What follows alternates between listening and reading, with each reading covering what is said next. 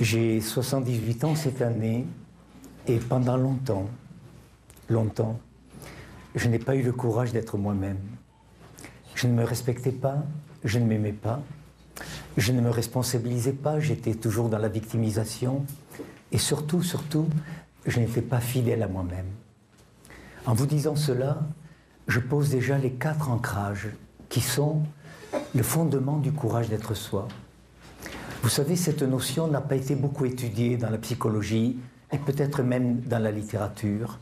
Et le courage d'être soi ne consiste pas à plonger en plein hiver dans un fleuve gelé pour sauver une femme qui se noie. Un de mes fils l'a fait. Ça ne consiste pas à s'élancer dans une maison en flammes pour sauver des enfants qui vont mourir, qui vont périr peut-être dans le feu. Le courage d'être soi obéit à une démarche intime, à une démarche personnelle et qui va relever des ressources de chacun d'entre vous.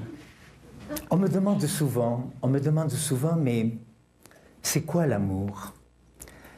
Alors j'ai vécu quelques tempêtes amoureuses dans ma vie. Vous savez qu'il y a des millions de livres qui ont été écrits sur l'amour. Et la meilleure image que j'ai aujourd'hui, c'est l'image musicale. Je crois que l'amour est d'ordre vibratoire. Quand vous êtes en amour, comme vous dites au Québec, il y a une vibration en vous. Et cette vibration, elle est dirigée vers une seule personne, pas vers une autre. Voilà. Et avec l'espoir, bien sûr, qu'il y ait la même vibration chez l'autre. Ça, c'est plus rare qu'on ne le croit. 15% des couples. Pas vous, hein, les autres. Apprendre à se respecter, ça suppose au moins 2 choses. Ça suppose apprendre à dire non. Et j'étais un homme qui ne savait pas dire non. Donc ça vous donne une idée de tous les faux oui que je pouvais dire.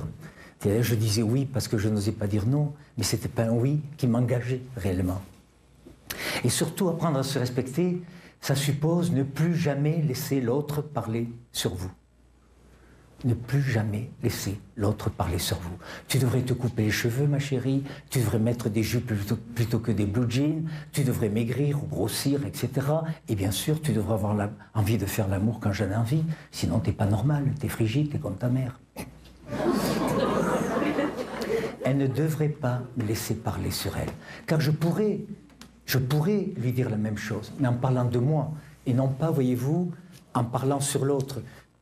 Pour ceux qui ne sont pas habitués, j'aurais dû d'ailleurs commencer par cela, pour ceux qui ne sont pas habitués à mes conférences, j'utilise un des outils que j'enseigne dans ce que j'appelle la méthode ESPER, qui s'appelle la visualisation. Montrer ce dont je parle. Car si je ne fais comme la plupart des conférenciers, si je me contente de parler, je ne mobilise qu'un de vos sens, l'audition. Si je montre ce dont je parle, je mobilise un autre de vos sens, la vision, et je me donne plus de moyens d'être entendu. Vous acceptez de venir, monsieur? Si vous acceptez. Je vais vous raconter une histoire personnelle. Merci, monsieur. J'avais 9 ans quand je suis tombé malade.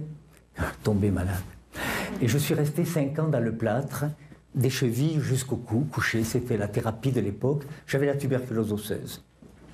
Et quand on m'a enlevé mon dernier plâtre, ce médecin, un très brave homme, que moi je vivais comme bienveillant, compétent, et je vais vous dire le message qu'il m'a dit. Ce message, dans son esprit, c'était un message positif. Salomé, vous en sortez bien. Vous allez pouvoir vivre sur une chaise roulante le reste de votre vie. Et quand j'ai entendu ce message, qui était pour cet homme positif, mais que j'ai reçu moi comme un message extrêmement toxique, un message caca. Je dois le dire aujourd'hui sans rougir, j'ai pensé même à me suicider. Je venais de passer 5 ans dans le plâtre et je ne me voyais pas vivant le reste de ma vie sur une chaise roulante. Mais peut-être que j'aurais fait les Jeux paralympiques de Londres, hein. Mais je ne me suis pas laissé définir par cet homme. Et j'ai mis 5 ans. J'ai mis 5 ans à apprendre à marcher. Si je m'étais laissé définir par cet homme, ça veut dire si j'avais pris ce message comme étant bon pour moi, je ne serais pas ce soir devant vous, sur mes 2 jambes, même si parfois elles sont un peu vacillantes, parce qu'il y a encore des séquelles. Ne vous laissez jamais définir par l'autre. Accédez à votre propre définition de vous-même. Et je vous assure, il en faut du courage. Apprendre à se responsabiliser, eh bien, c'est sortir de la victimisation. Je crois que c'est un peu comme ça au Québec, mais moins qu'en France. En France, c'est un pays où on se victimise beaucoup. Et on attend tout de l'autre, de l'État, du gouvernement de droite et de gauche, de sa femme, de son mari, de son voisin, etc. Et même on attend souvent, faites un jour que je guérisse, faites que je rencontre l'amour de ma vie, faites qu'elle ne me quitte pas, etc. On attend le secours de l'autre. Vous savez, il me téléphone tous les 8 jours et il me dit, Salomé, tu ne peux pas leur apprendre qu'une relation a 2 bouts. Ils m'appellent, moi, à ce bout-là pour que je fasse pour eux. Mais eux, là, en bas, ils pourraient faire pour eux. Vous connaissez l'histoire de Samuel? Samuel était un homme très pieux. Pendant 60 ans, il a prié son Seigneur et Dieu en disant, Dieu, fasse qu'un jour, je gagne le gros lot de la loterie nationale. Et pendant 60 ans, il a fait cette prière. Au bout de 60 ans, il a entendu une voix fatiguée, un peu faible, qui lui a dit, Samuel, Samuel, j'aimerais tellement faire quelque chose pour toi, si seulement à ton bout de la relation, comme l'enseigne Salomé, tu prenais un jour un billet.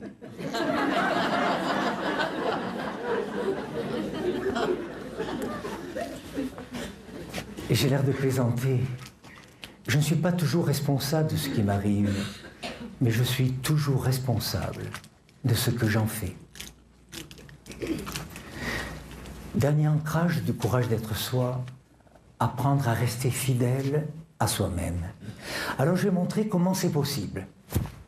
Et pour cela, je vais utiliser la visualisation. Je vais vous demander votre concours. Bien sûr, dans la vie, je vous proposerai, si vous utilisez la visualisation, ce qui est un outil formidable, c'est d'utiliser des objets. Vous devrez avoir une panière et puis des petits objets pour montrer ce dont vous parlez. Là, pour dynamiser la conférence, je vais vous demander votre aide. Donc, j'ai besoin de 8 personnes. Alors, les 2 personnes dont je vais parler, vous, votre prénom? Cécile. Cécile. Cécile. Et vous, c'est? Francine. Francine. Et les autres, vous êtes des symboles. Alors, vous savez ce que je montre là? C'était mon utopie pendant 40 ans, qu'un jour, ce schéma que je vous propose, je vous invite à le noter sur un bout de papier ou un coin de votre main, parce qu'il est fondamental. Nous sommes des êtres de relation. Nous ne pouvons pas vivre sans être nourris, alimentés par une relation, que je symbolise par cette écharpe. Voilà. Là, c'est par exemple, si je suis le père de cet enfant, voici la mère, ça vous montre le nombre de relations que vous aurez à gérer dans votre vie. Moi, je suis le père de 5 enfants, donc j'avais 5 relations, plus la relation avec leur mère, avec mes parents en amont, surtout ma mère, mes frères, mon frère, etc., mes amis, mes collègues de travail. Ça vous donne une idée de la foultitude de relations que vous avez à gérer dans votre vie. Alors voilà, c'est ce que j'appelle une règle d'hygiène relationnelle. Retenez bien ce mot, règle d'hygiène relationnelle. C'est que découvrez que nous sommes toujours 3. Moi, vous, Cécile, Francine, et la relation qu'il y a entre nous. Et vous n'avez pas besoin d'avoir un doctorat en psychologie pour comprendre que, au fond, une relation, c'est un tuyau, un canal sur lequel va passer, eh bien justement, 2 sortes de messages. Des messages positifs. J'appelle un message positif un message qui est bon pour celui qui le reçoit. Simplement cela. Qui fait du bien à celui qui le reçoit. Mais attention, il ne suffit pas que Cécile envoie à Francine un message. Encore faut-il que Francine sache l'accueillir. Et nous sommes souvent des handicapés du recevoir. Quand j'étais marié avec madame, là au siècle dernier, je lui dis un soir, ah, tu as des yeux qui scintillent comme des étoiles, un soir de printemps. Elle m'a dit, ah bon? C'est seulement aujourd'hui que tu t'en aperçois. J'ai vu que ce n'était pas arrivé. Vous comprenez pourquoi je l'ai quitté? Elle ne savait pas recevoir. En fait, c'est l'inverse. C'est moi qui ne savais pas recevoir. Alors Francine sait recevoir. Et ça me paraît fondamental, important. Alors, chaque fois qu'on sait recevoir un message positif, ça agrandit la vivance de la vie. Retenez bien ce mot. Ça devient énergétigène. Regardez la belle énergie, Francine, que vous avez. Vous augmentez la confiance en vous, l'estime de soi, l'amour de soi. Voilà l'origine de l'amour de soi. Savoir, recevoir des messages positifs. Et beaucoup de gens me disent, oui, mais ma mère ne m'aimait pas, mon père ne m'aimait pas. Mais même si vous n'avez pas reçu de l'amour en amont, vous avez la possibilité d'apprendre quand même à vous aimer en acceptant de recevoir des messages positifs. Et surtout le plaisir d'être. Voilà. Et ça, c'est universel. Ça marcherait dans le sens de Cécile, si Francine envoie à Cécile un message positif et qu'elle sache le recevoir, ça agrandirait chez elle la vivance, l'énergie, la confiance en soi, l'estime de soi, l'amour de soi, le plaisir d'être. Malheureusement, et ça va être la deuxième origine de l'amour de soi et aussi du principe de responsabilisation, malheureusement, nous n'envoyons pas que des messages positifs, nous envoyons aussi beaucoup de messages toxiques, des messages caca. Et nous en envoyons plus que nous croyons. Des petits et des gros. Quand je suis arrivé, le douanier a ouvert ma valise. Je suis censé être un spécialiste en communication, mais ce brave ne comprenait pas pourquoi j'introduisais cet objet au Québec. Et chaque fois que nous recevons un message toxique, ça blesse la vivance, ça devient énergétivore, vous perdez la confiance, vous perdez l'amour de soi. Ça va, c'est clair? Et vous n'êtes plus dans le plaisir d'être. Et ça, c'est universel. J'ai travaillé beaucoup au Japon, en Afrique, au Maghreb, au Danemark, enfin dans beaucoup de pays du monde. C'est valable dans toutes les cultures. C'est valable dans toutes les cultures. Alors voici ce que j'enseigne. Et pour faire cela, il faut vraiment du courage. Il faut vraiment du courage. Chaque fois que vous recevez un message toxique, une parole, un geste, un comportement, ça veut dire une parole, un geste, un comportement qui n'est pas bon pour vous. Je vous invite à le remettre chez celui qui vous l'a envoyé. Oui, ça s'appelle, retenez bien ces mots, la restitution symbolique des messages toxiques. Monsieur, alors vous ne le savez pas encore, mais vous êtes le père Salomé, que j'étais exactement il y a 42 ans. L'horreur. Un père normal, un père normal. Et voici une de mes filles. Je suis le père de 5 filles et de 2 garçons. Et je rentre du travail et je la vois comme je ne l'avais jamais vue jusqu'alors. Elle avait ses magnifiques cheveux noirs, elle avait une coiffure de princesse égyptienne, elle avait le mascara de sa mère, le rouge à lèvres. Elle était splendide. Elle allait à sa première surboom. Je ne sais pas si ça existe encore, les surboom. Elle était en état d'effervescence, tout était organisé, le père de sa copine venait la prendre, la ramener, bref. Mais c'était l'époque lointaine des mini-jupes, et elle avait une mini-jupe vraiment très mini. Et moi, comme beaucoup de pères, vous savez que c'est notre spécialité à nous les parents, de voir toujours ce qui ne va pas chez nos enfants. Je vois ça. Je ne vois pas la splendeur de ma fille. Je ne vois pas sa joie, son effervescence pour cette première surboom de sa vie. Et je lui dis, donnez-moi ça, là, ça c'est pas assez gros. Je lui dis, tu n'as pas l'intention de sortir comme ça. Tu ressembles à une putain. Et regardez le paradoxe. Regardez le paradoxe. C'est une enfant pour laquelle je serais capable de me couper une main. Et je la traite de putain. Eh bien, elle n'a pas fait comme vous, car je vous regarde, j'ai signé mes livres là, pour la plupart d'entre vous, et ne croyez pas que c'est un jugement de valeur que je pose. La plupart d'entre vous avez dans votre corps des dizaines de messages toxiques que vous n'avez jamais restitués. Et ça, c'est la première origine aux maladies. Mal à dire, mal à dit. Le fait que nous avons reçu des petits, espèce d'idiot, tu comprends rien, mais qu'est-ce que tu es égoïste, tu ne peux pas prêter tes jouets à ta sœur. Ça peut être des petits messages toxiques. Mais quand ils s'accumulent, ce sont des bombes à retardement.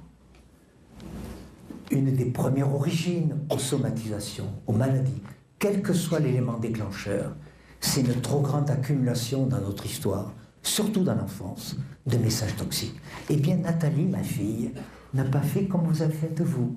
Le soir même, ils m'ont tous raconté l'histoire. Eric, mon fils aîné, avait prêté sa scie à métaux. Ils avaient scié un morceau du manche à balai de leur mère. L'autre avait prêté son pyrograveur, ils avaient gravé le mot putain. L'autre avait prêté ses pastels, ils avaient colorié tout ça. Un paquet cadeau, un mot d'accompagnement. Papa, ce mot de putain, il n'est pas bon pour moi. Il me blesse beaucoup. C'est ton regard à toi. Je laisse chez toi. C'est la plus grande leçon de psychologie que j'ai reçue de ma vie. Et là, je vous le raconte comme une anecdote. Mais elle a 12 ans. Il en faut du courage. Il en faut du courage à un enfant ou à un ex-enfant, car vous pouvez faire ça à tout âge pour dire, quand il me vient du bon de toi, papa, maman, je le prends. Mais s'il me vient quelque chose qui n'est pas bon pour moi, je le remets chez toi. Alors il y en a certains qui me disent, pourquoi un morceau du manche à balai? Leur mère étant psychanalyste, ça doit avoir du sens.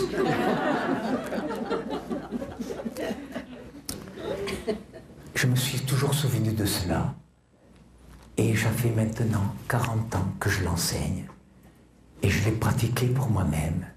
Et tant que, merci monsieur, merci madame, et tant qu'on ne l'a pas fait, on ne peut pas savoir. On ne peut pas savoir la libération d'énergie, la vivance qui remonte à la surface.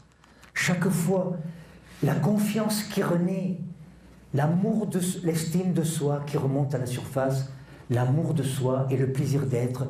Chaque fois que vous faites ce petit geste, mais qui est un grand pas, ce petit geste, comme disait l'autre, pour l'humanité, un grand pas pour l'humanité, que vous remettez à l'autre quelque chose qui n'est pas bon pour lui.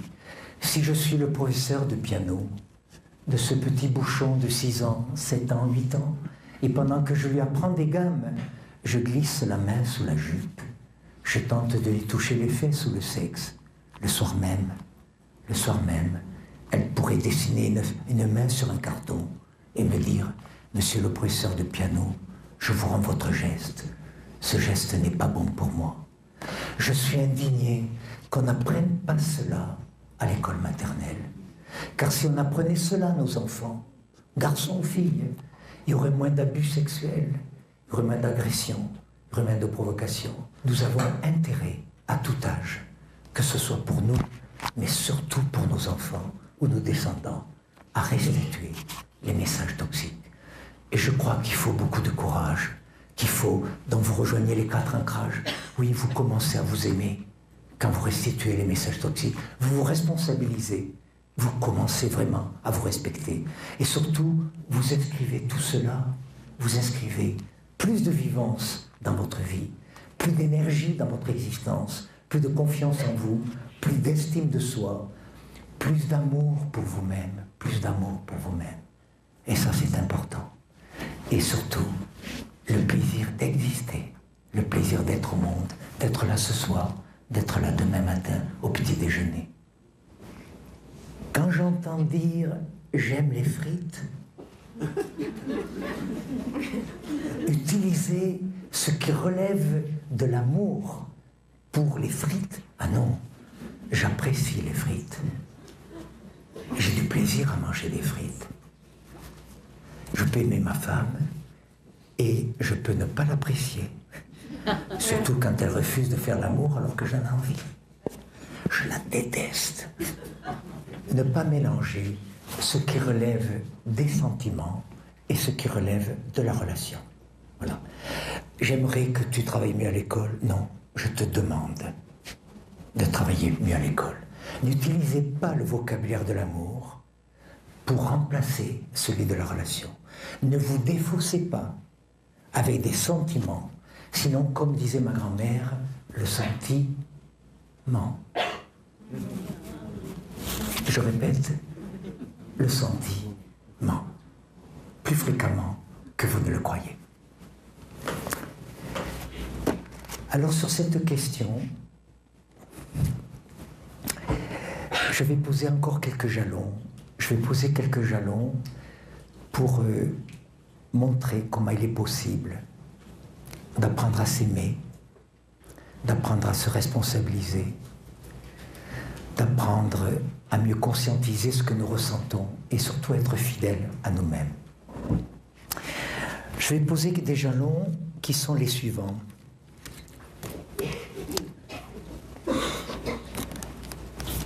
Nous vient souvent de l'autre des messages qui vont réveiller ce que j'appelle nos blessures archaïques. J'ai besoin de 6 personnes pour montrer les 6 grandes blessures archaïques qui vont traverser notre existence et qui vont faire que si nous ne faisons pas quelque chose pour elles, nous aurons du mal à nous aimer et donc ayant du mal à nous aimer, nous aurons du mal à aimer l'autre. Alors oui, il faut du courage pour accepter de reconnaître quelles sont les grandes blessures qui naviguent dans notre existence, qui naviguent dans notre corps. Alors c'est à vous de regarder, nous les avons toutes, en général, mais nous avons certaines qui prennent le dessus parce que se sont répétées souvent tout au long de l'existence. La blessure de la trahison, voilà. Ça, c'est une blessure qui s'est inscrite en moi. Moi, j'ai une histoire un peu particulière. Ma mère avait 18 ans quand elle m'a conçu avec Pierre, mon géniteur, qui en avait 15. Je suis un enfant de l'amour. C'était un homme normal, il est parti. Donc, j'ai été élevé par ma mère pendant 5 ans. J'étais le roi du monde avant qu'une catastrophe arrive dans mon existence. Elle a rencontré le père de mon frère avec qui elle a vécu ensuite 65 ans. Et j'ai vécu cela comme une trahison. Je sais bien aujourd'hui que... Alors, vous voulez venir, madame? Non? Voici maman. Oui? Voilà. C'est symbolique. Et j'ai été nourri au sein jusqu'à 4 ans et demi. Oui, ce qui fait qu'encore aujourd'hui, j'ai une fixation. Sous les yeux des femmes, je ne vois que la poitrine. Et bien sûr, 5 ans après, il est venu me déloger et j'ai mal supporté cela. J'ai tenté de le tuer plusieurs fois. Ce qu'on appelle faussement la rivalité fraternelle, mais ça visait surtout à retrouver la partie maman. Parce que quand mon frère est arrivé, c'est la partie mère, je ne sais pas si vous voyez la différence, qui est tombée sur moi. En termes de relation, la partie maman, c'est celle qui donne, qui accueille, qui accepte. Et la partie mère, c'est celle qui demande, qui exige, qui refuse. Voilà. Un enfant pour se construire. Là, je ne parle pas en termes de sentiment. Parce qu'autrement, comme disait ma grand-mère, le sentiment. Je parle en termes de relation. En termes de relation, la partie maman, c'est celle qui gratifie, qui comble.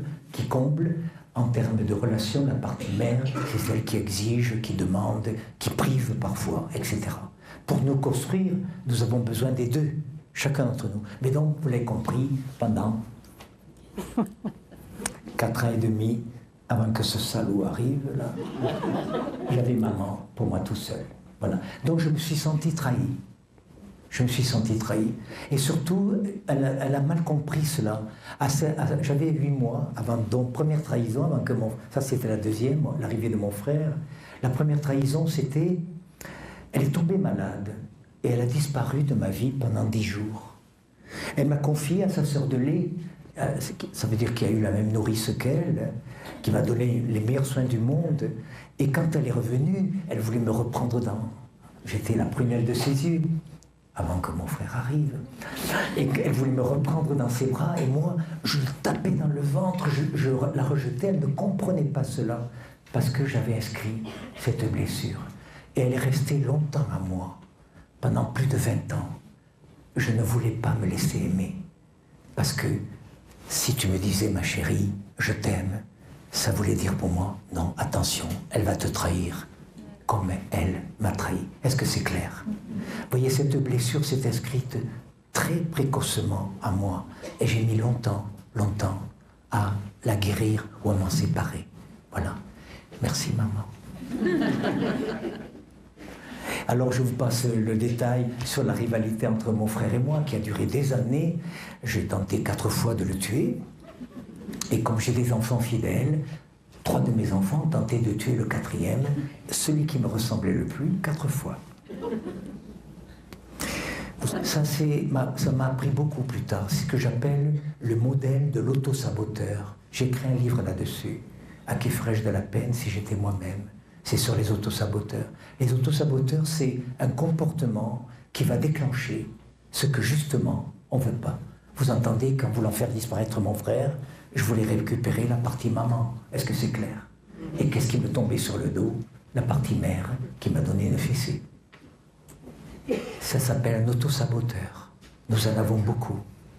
Je vous inviterai à les découvrir parce que là, on ne peut pas accuser papa, maman ou les autres. Les autosaboteurs, c'est nous qui les produisons. Et ils nous pourrissent la vie.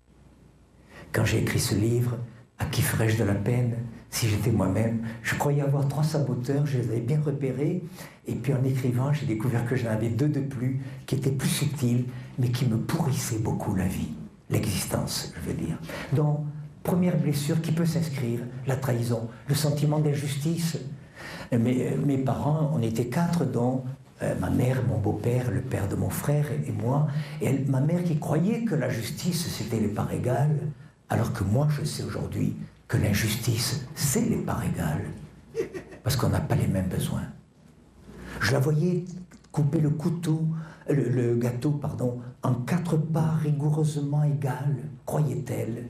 Mais moi, j'avais vu la lame du couteau déviée d'un demi-millimètre, la cerise tomber sur ce morceau-là, et je voulais ce morceau. Ah non, on ne demande pas.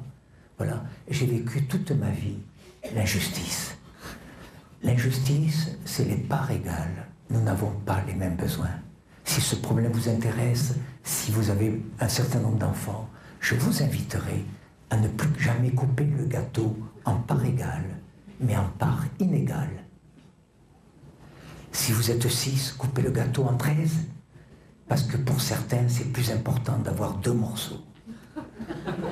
Mais oui, qu'un gros. Pour d'autres, c'est important d'avoir le morceau du milieu et pas la croûte, parce qu'elle ne veut pas grossir. C'est symbolique, c'est symbolique. Pour d'autres, etc., etc. Donc, l'injustice, c'est les parts égales. Nous n'avons pas les mêmes besoins. Et ça, c'est des blessures qui s'inscrivent très tôt en nous. À tel point que des fois, on ne sait plus recevoir. Ça veut dire que je voyais le morceau qui ne m'était pas donné, et si bien que le morceau qui m'était donné, il n'avait pas bon goût. Je ne savais même pas recevoir la part qui me revenait, puisque je voulais cette part-là, et on me donnait celle-là. Vous comprenez ou pas? Je ne sais pas si c'est clair. Ça, c'est une blessure importante. L'humiliation. L'humiliation. Ça veut dire quand on vous disqualifie, quand on vous dévalorise. Oh toi, t'es égoïste, tu devrais prêter tes jouets à tes sœurs, t'as mauvais caractère, personne ne t'épousera. Quand nous déposons comme cela des juges, c'est vrai d'ailleurs. C'est symbolique, c'est symbolique. Donc l'humiliation, c'est l'insécurité. L'insécurité, ça c'est une blessure qui s'inscrit très tôt à nous. Est-ce que maman va revenir? Est-ce que papa va revenir ce soir? Voilà, le doute. Est-ce que cette femme, plus tard que j'aime, elle continuera à m'aimer, même avec mon mauvais caractère, même etc. Si je tel ou tel comportement. L'insécurité. Et l'insécurité de base, elle va nous accompagner souvent, tout au long de notre existence, il va faire qu'on va même douter plus tard, même de l'amour, c'est-à-dire c'est jamais assez, parce que j'ai peur qu'elle me quitte, j'ai peur, je suis pas très beau, je ne fais que 1m69 et demi, et il y a des hommes qui sont plus grands, plus beaux que moi, qui ressemblent à Georges Clooney, etc. Donc je doute qu'elle continuera à m'aimer. Nous avons comme ça, tout au long de notre vie, un certain nombre de doutes, de non-confiance en nous-mêmes, qui renforce cette blessure d'insécurité, le sentiment d'impuissance.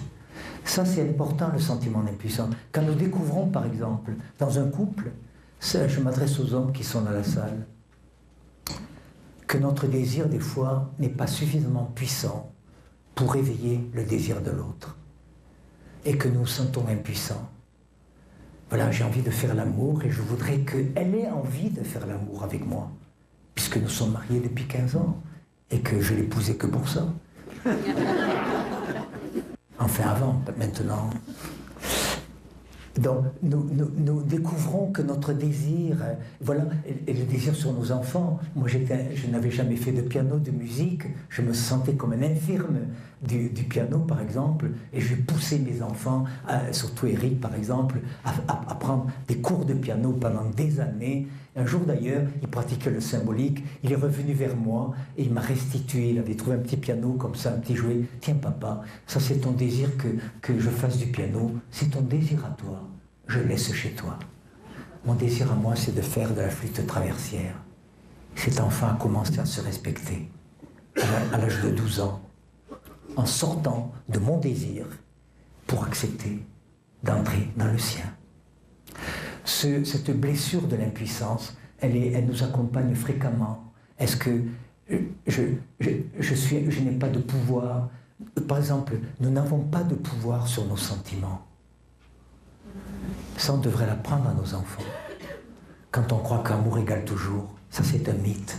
Ça c'est un mythe. Nul ne sait à l'avance la durée de vie d'un amour. J'ai aimé cette femme pendant 5 ans, et puis un jour, si j'étais honnête avec moi-même, je ne pouvais plus appeler amour ce qui m'habitait. J'avais de la gratitude, de l'admiration, beaucoup de gratitude, d'admiration, de bienveillance à son égard, mais je n'avais plus d'amour. J'étais dans ce que j'appelle le désamour. Et je ne souhaite cela à personne, car je pleurais de rage. Je pleurais de rage. J'aurais voulu continuer à l'aimer. Mais je suis impuissant, on ne peut pas se dicter nos sentiments. Je ne peux pas lui dicter de m'aimer si elle ne m'aime plus. Je ne peux pas me dicter d'aimer quelqu'un si je ne l'aime pas. Nul ne sait à l'avance la durée de vie d'un amour. C'est le titre d'un de mes livres. Mais ça nous apprend. Ça nous apprend ce que j'appelle l'humanitude. Ça veut dire que si vous avez le bonheur d'être en amour, vivez-le au présent, vivez-le au présent. Ne passez pas à côté, car vous ne savez pas si dans 2 ans, 3 ans, 4 ans, 10 ans, 15 ans, cet amour sera toujours là. Vivez-le au présent. Donc cette impuissance que nous avons, l'impuissance également sur la durée de vie de nos parents. Si papa meurt, maman meurt. La blessure du rejet, de l'abandon, voilà, elle est importante chez beaucoup d'entre nous. Et elle s'inscrit très tôt, par exemple, à 10 mois. Quand ma mère s'est absentée, là, pendant 10 jours pour aller à l'hôpital, moi j'ai vécu la trahison, mais aussi l'abandon et le rejet. Et j'ai inscrit cela très tôt dans ma vie. C'est pour ça que je n'acceptais pas pendant longtemps, plus de 20 ans, je n'acceptais pas d'être aimé. Puisque pour moi, être aimé, ça voulait dire risquer d'être rejeté ou abandonné. Et je ne voulais plus revivre cette souffrance. Donc je vivais, voyez-vous, ce que j'appelle un auto-saboteur.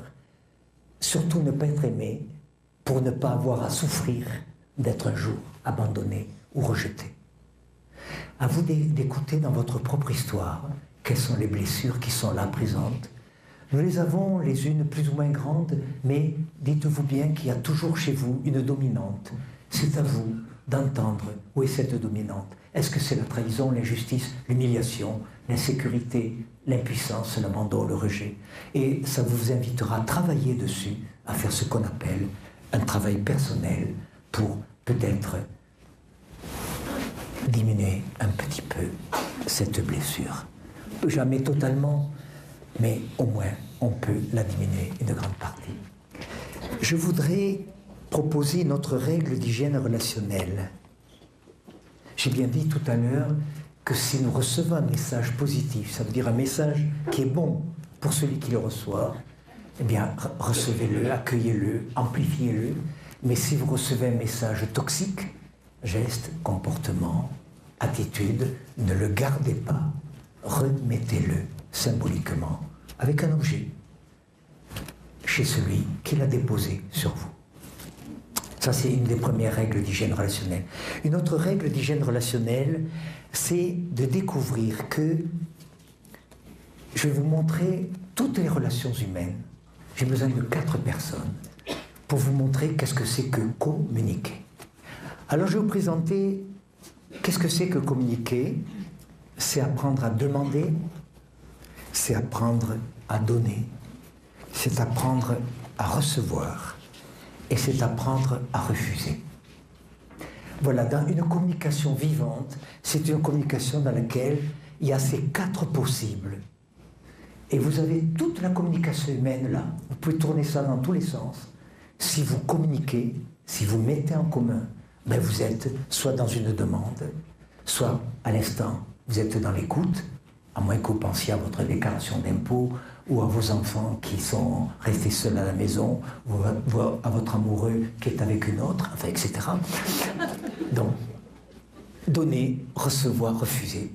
Toute la communication humaine est là. La question va être, est-ce que c'est toujours présent en vous? Et je vais parler de moi jusqu'à l'âge de 35 ans. Jusqu'à l'âge de 35 ans. Et c'est un paradoxe parce que j'étais psycho-machin-chose et j'étais censé apprendre aux autres à mieux communiquer, mais pour ce qui concernait ma vie personnelle, ma vie professionnelle, ma vie sociale, eh bien je ne savais pas. Parce que je ne savais pas demander et je ne savais pas refuser. Voilà. Par contre, j'étais dans le donner. Oh, alors là, je donnais. Vous avez essayé d'imaginer une bouteille d'1 litre, c'est l'autre, et moi un tonneau de 200 litres, essayant de remplir la bouteille d'1 litre. Je noyais l'autre de tout ce que je donnais. Avec l'espoir, bien sûr, que si je te donnais beaucoup, ma chérie, tu me redonnerais quand même 2 ou 3 choses. Je ne sais pas si c'est clair. Et au niveau du recevoir, j'étais une poubelle. Une poubelle. J'accueillais n'importe quoi. À 35 ans, j'ai appris à demander. Et j'ai appris à demander en respectant cette règle d'hygiène relationnelle. Si je demande, je dois prendre le risque de la réponse de l'autre. Parce qu'autrement, ce n'est pas une demande. C'est une exigence déguisée. Et quand vous comprenez cela, ça vous donne une liberté incroyable. La liberté de faire toutes les demandes parce que je ne suis pas dépendant de la réponse de l'autre. Apprendre à donner, apprendre à recevoir et pas être une poubelle. Et surtout, apprendre à dire non. Et apprendre à dire non, ça c'est très important. Vous voulez venir?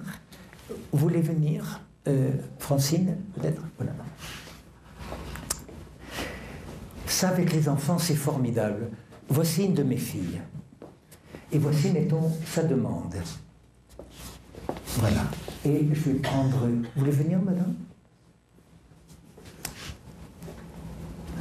Vous allez symboliser, madame, ma réponse. Alors, ma réponse a 2 sens. Elle peut être positive, par exemple, elle a 12 ans, elle me dit, papa, je voudrais sortir ce soir, c'est l'anniversaire de ma copine, je peux lui dire oui, ou, dans ce cas-là, je lui dis non, parce que demain il y a classe, etc. Donc si vous n'utilisez que les mots, je sais que vous voulez voir, mais si vous n'utilisez... oui, ça vous rappelle vos enfants. Si vous n'utilisez que les mots, je vous montre ce qui se passe. L'enfant s'identifie à sa demande. Et quand vous dites non à sa demande, il croit que c'est à lui que vous dites non. Et il se sent rejeté, il se sent blessé. Il vous identifie à votre refus. Et regardez le paradoxe. Vous êtes à table, vous êtes à 80 cm l'un de l'autre, et vous ne vous voyez pas. Lui ne voit que votre refus. Vous ne voyez que sa demande qui vous irrite, parce que vous le confondez. Est-ce que c'est clair? C'est pour ça que la visualisation, c'est un outil formidable. Ici, je prends des personnes. Dans la vie, vous n'allez pas représenter. Tiens, le voisin de dessus, tu veux représenter la demande de ma fille, et toi de dessous, mon refus. Non, utilisez des objets. Dans le premier outil pédagogique que vous devrez avoir, si vous avez le bonheur et la difficulté d'élever des enfants, c'est une panière avec plein d'objets. Si un jour vous m'invitez chez vous, ben vous verrez qu'à table, je ne parle qu'avec des objets, etc. Parce que j'ai mis longtemps à découvrir. C'est pour ça que j'étais marié avec une psychanalyste pendant 15 ans. J'ai mis longtemps à découvrir que les mots sont nécessaires et indispensables pour communiquer, mais pas suffisants pour nourrir une relation, qu'il faut quelque chose de plus que les mots, la visualisation. Et quand j'ai demandé la première fois à ma fille, tu as une demande, montre-moi ta demande. Oh, tu vas pas faire le psycho-machin chose avec moi, tu fais ça avec tes stagiaires, etc. Écoute, je ne répondrai pas à ta demande, montre-moi ta demande parce que je ne veux plus te confondre avec ta demande. Alors on est au petit déjeuner, elle a pris une petite cuillère, tiens, voici ma demande, elle la jette vers moi. Ah non, non, tu n'as pas besoin de jeter ta demande vers moi, c'est la tienne, mais elle est là. Et moi j'ai pris une tasse, je l'ai renversée, eh bien voici ma réponse. Non, non, non, non, non. J'ai bien fait de ne pas vous épouser. J'aurais souffert, Non, est-ce que vous entendez, madame, que vous êtes le symbole de ma réponse? Donc là, je suis la personne qui tient la relation. C'est pas vous qui tenez la relation. Vous êtes le symbole de ma réponse. Mon refus, non, je te dis, je t'accorde pas le droit de sortir ce soir. Est-ce que je suis clair ou pas? Enfin, je parle français ou... Je sais bien, ma chérie, que tu préférais que je te réponde oui. Mais quand je te dis non, la tentation, vous avez vu? C'est ça notre pathologie parentale. C'est ça, c'est ce geste-là. C'est qu'on veut s'emparer de la totalité de la relation. Non, mon non, ma chérie, il n'est pas vis-à-vis de toi, il est vis-à-vis de ta demande. Si vous pratiquez cette petite règle d'hygiène relationnelle, vous affrontez plus de 60% des conflits avec les enfants. Parce que qu'est-ce qui se passe?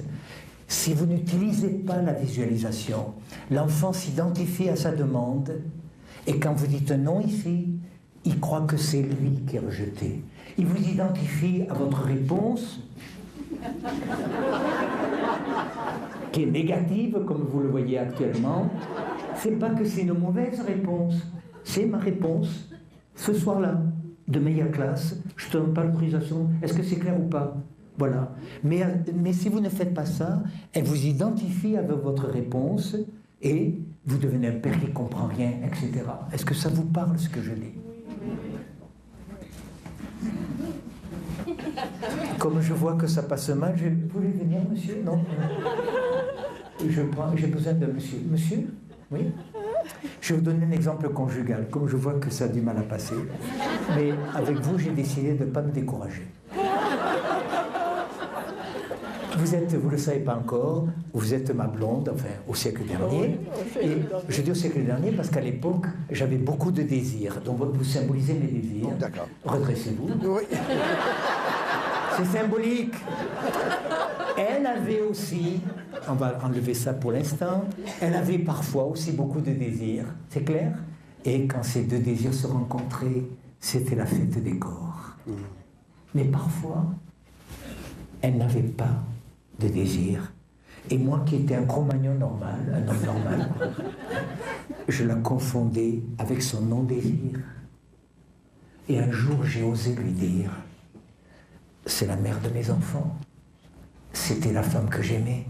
Et j'ai osé lui dire, t'es pas normal, t'es frigide, etc. Parce que je la confondais avec son refus. Est-ce que c'est clair?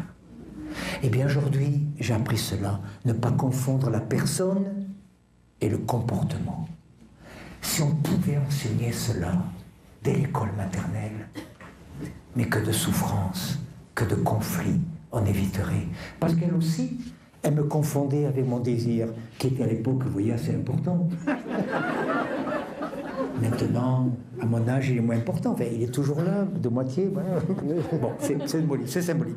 Et donc, je l'ai entendu dire une fois au téléphone, une de ses amies, oui, c'est un obsédé sexuel, il pense qu'à ça, etc. Ça m'a blessé. Ça m'a blessé. Parce que de même que moi, je te confondais avec ton refus, en te traitant de frigide, toi tu me traitais d'obsédé sexuel parce que tu ne voyais que mon désir. Il n'y a que moi qui ai vécu ça ou ça vous parle?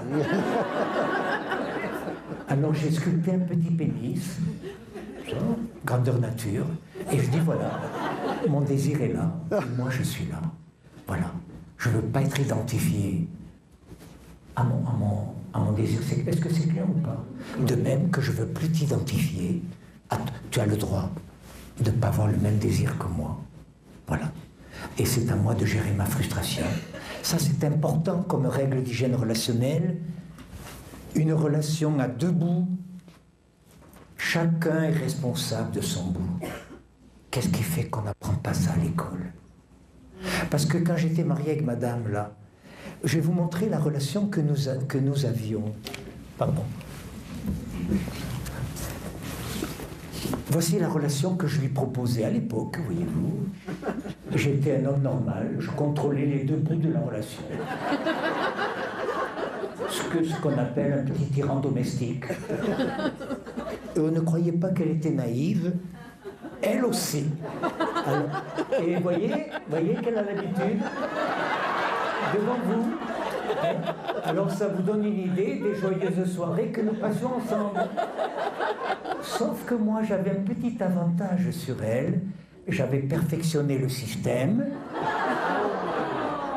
ce qui fait que sur la fin de notre relation, car celle qui m'a quitté, elle me disait d'une voix de plus en plus faible, « J'ai tout fait pour toi, mon chéri, j'ai tout fait. » J'ai tout fait. Aujourd'hui, je vous assure que, donc ici, pour simplifier, je ne symbolise la relation que par une écharpe. En fait, il y a toujours deux relations. Voici la relation qu'elle me propose, par exemple, et voici la relation que je lui propose. Il faut avoir du courage, oui, pour se responsabiliser. Voilà, je suis responsable de mon désir, voilà, je ne suis pas responsable du sien. Si on apprenait, voyez-vous, ces différentes règles d'hygiène relationnelle, je crois qu'on changerait beaucoup de choses. Et je pense surtout qu'on diminue en France le déficit de la sécurité sociale. On baisse de moitié le déficit de la sécurité sociale. Il y aurait moins de somatisation. Parce que quand il y a le silence des mots, MOTS, se réveille la violence des MOX, MAUX. Merci à vous, madame. Peut-être qu'un jour je vais vous épouser, dans 50 ans. Mais dépêchez-vous, hein, je vais avoir le Parkinson. Merci. Alors, pardon. Alors, je termine là-dessus parce que c'est peu connu cela. Si l'ensemble fait 100, ça veut dire que chacun de ces points fait 25. Et ça, c'est très important de le découvrir. Du moins, ça a été important pour moi quand moi je l'ai découvert. Si vous êtes quelqu'un qui demandait beaucoup, vous êtes cette mère qui accueillait l'enfant autour de l'école, ah ben tu fais bien d'arriver, tiens, tu as vu dans quel état est ton lit, tu feras ton lit, tu rangeras tes pâtes à roulettes. Si vous déposez 25 demandes avant qu'il ait même mis le pied dans le salon, attendez-vous que si l'ensemble fait 100, chacun de ces points fait 25. Donc si vous commencez par l'agonir avec 20 demandes, il ne répondra qu'à un quart et encore de ces demandes. Il vous mettra un échec sur 15 demandes sur 20. Est-ce que c'est clair? Et ça, c'est très important parce que ça vous obligera à sélectionner vos demandes. À sélectionner vos demandes. Quand vous accueillez votre bonhomme, mesdames, le soir, quand il vient du travail, ah ben, tu fais bien d'arriver, tiens, tu t'occuperas des devoirs, tu surveilleras. Et c'est pas ça qu'il attend de vous. Il attend déjà de vous prendre dans ses bras. Hein, de glisser sa main sous votre corsage, enfin, etc., de vous serrer dans ses bras. Si vous lui donnez tout de suite une tâche à accomplir, vous vous mettez en échec. Donc, c'est très important de comprendre cela, que si vous faites trop de demandes, l'autre vous mettra en échec. Si vous, les mères qui sont hyper donnantes, vous êtes hyper donnante à 85%, 85% moins 25%, 60% de ce que vous allez donner n'arrivera pas à l'autre, sera saboté. Et vous direz, mais il ne m'écoute pas, j'ai donné ceci, etc. Si vous, autrement dit, ça vous obligera à moins donner, mais à donner peut-être de façon plus ciblée, de façon à donner à ce que ça soit reçu. Pareil pour le recevoir. Moi, j'étais une véritable poubelle. Je ne me respectais pas. Aujourd'hui, j'ai appris à recevoir, et en particulier à recevoir ce qui est bon pour moi, et à remettre chez l'autre ce qui n'est pas bon pour moi. Et surtout à dire non. Et à dire non, ça c'est très important. J'étais marié avec madame, là, pendant 10 ans. Elle me demandait de passer un week-end chez sa mère, qui ne m'aimait pas du tout. C'était un week-end mortifère pour moi. Et je n'osais pas dire non à l'époque. Je disais oui. Pendant 7 ans, j'ai eu un lumbago qui se réveillait tous les dimanches soirs de ce fameux week-end. Au bout de 7 ans, j'ai osé dire non. Je ne t'accompagne pas. C'est ton désir à toi, ma chérie, d'aller chez tes parents. Il y avait la piscine, la pelouse, etc. Moi, je n'y vais pas, je t'accueillerai. Parce que quand j'y allais, je faisais la gueule pendant tout le week-end. Et bien sûr, le soir, quand on rentrait, ils habitent à 50 km, quand on rentrait en voiture, je faisais la gueule, etc. Et parce qu'on fait toujours payer à l'autre, ça il faut le savoir. On fait toujours payer à l'autre sa fausse acceptation, les faux oui qu'on lui donne. Est-ce que c'est clair? Donc, apprendre à dire non. Je voudrais vous montrer une dernière chose. J'ai besoin d'un homme. Vous acceptez, monsieur? Oui? Merci beaucoup. Et d'une dame. Vous savez que nous sommes des êtres aux peurs innombrables qui viennent du fin fond de l'humanité quand on vivait dans des cavernes au-dessus des arbres, qui viennent de l'enfance, qui peuvent venir d'aujourd'hui. J'ai peur que ma femme me quitte, j'ai peur d'être licencié, j'ai peur que mon fils tombe malade, que ma fille se drogue. On est habité par l'horreur. C'est symbolique, c'est symbolique. C'est-à-dire des peurs, j'ai pas dit énormes, mais assez importantes. Et j'ai mis longtemps à découvrir, et je suis indigné qu'on n'apprenne pas cela à l'école, dès l'école maternelle, mais vous pouvez l'apprendre, vous, à vos enfants et à ceux qui sont proches de vous, que derrière toute peur, pivotez légèrement, restez dos à dos, voilà, restez dos à dos, voilà, derrière toute peur, il y a un désir. Vous pouvez tourner cela dans tous les sens. Si j'ai peur que tu me quittes, ma chérie, quel est mon désir? Qu'on reste ensemble. Si j'ai peur que tu n'aies pas le bac, quel est mon désir? Que tu réussisses le bac. Si j'ai peur que tu te drogues, que tu attrapes le sida si tu fais l'amour sans te protéger, quel est mon désir? Que tu puisses avoir des relations sexuelles sans courir le risque de tomber enceinte ou d'avoir le sida. Est-ce que c'est clair? Je ne comprends pas encore aujourd'hui comment ce qui me semble à moi une évidence, que derrière toute peur, il y a un désir. Et que nous sommes des êtres qui déposons ça sur les gens que nous aimons. C'est une de mes filles qui m'a montré cela une fois. Elle avait 11 ans et demi, elle avait mis dans un sac toutes ses affaires scolaires, et puis dans un autre sac, mes haltères, mes gros dictionnaires. Elle me dit, tu vois papa, je pars à l'école tous les matins avec 6 kg 200 d'affaires scolaires, j'ai pesé sur la balance de maman, et puis toutes les peurs que tu déposes sur moi. J'ai une scoliose, papa. Et elle dit, j'ai la pudeur de ne pas ajouter les peurs de maman, qui étant psychanalyste, en a beaucoup. Ce jour-là, je me suis juré à moi-même de ne plus jamais déposer mes peurs sur les autres, et surtout sur les gens que j'aimais.